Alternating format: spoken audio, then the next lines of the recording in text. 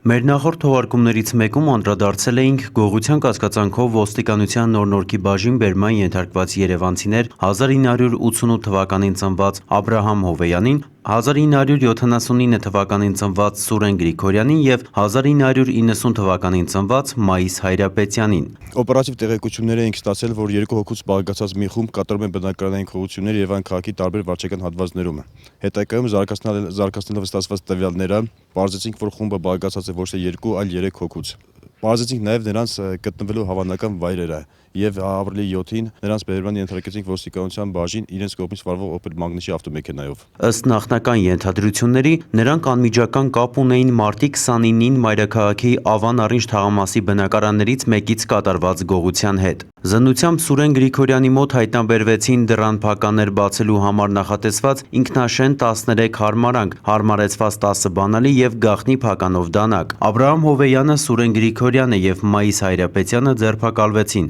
ապա կալանավորվեցին։ Կասկածյալների մոտից հայտնաբերված իրեղենը, որ նրանց այսպես ասած գործունեության բաղկացուցիչ մասն էր, նոր-նորքի ոստիկաններին հուշում էր, որ բերման ենթարկվածները մինչ ոստիկանությունում հայտնվելը հասցրել էին մեծ թվով մարդկանց նյութական վնասներ պատճառել։ Կային նաև հավաստի տեղեկություններ։ Օպերատիվ գործողությունները շարունակվեցին և արդեն օրեր անց քրեական հետախույզներին հաջողվեց եռյակի գործողություններից տուժած նոր քաղաքացիներ հայտնաբերել։ Բացահայտվեցին բնակարանային գողության ու գողության փորձի 10 և կողոպուտի 1 դեպք։ 3 գողություն և 1 կողոպուտ կատարվել էր Նոր-Նորք և Ավան, մնացածը Կենտրոնի և Զեյթունի թաղամասերում։ Ըստ նախնական վարկածի գործել էին միասին, նաև երկուսով, երբեմն էլ առանձին։ Թիրախում հիմնականում բարձրահարկ շենքերն էին։ Բնակարան էին մտնում օգտագործելով հարմարեցված բանալիներն ու ինքնաշեն հարմարանքները, գողանում էին ինչ հասցնում կամ կարողանում էին։ Հանգամանքները ճշտվում են, փաստի առթիվ հարուցված քրեական գործի նախաքննությունը շարունակվում է։